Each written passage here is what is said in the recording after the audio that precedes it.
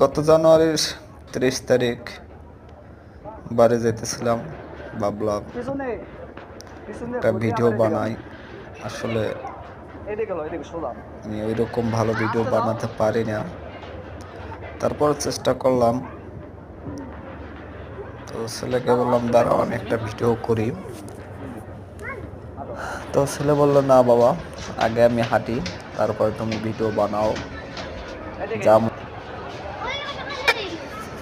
তারপর বললাম ঠিক আছে, ভিডিও করি, তুমি আগে আগে হাঁটো। আসলে দেখুন আমাদের বরিশাল লাইনের লঞ্চগুলোর কেবিনগুলো কত সুন্দর, তো এর মানও ভালো, পরিবেশটাও ভালো, ভাড়াও মোটামুটি কম আছে। চইলা ফিরা রামায় এসে যাওয়া যাবে বাড়িতে। তো আসলে লঞ্চগুলো একমাত্র ঈদ কোরবানি ছাড়া প্রায় ফাঁকা থাকে।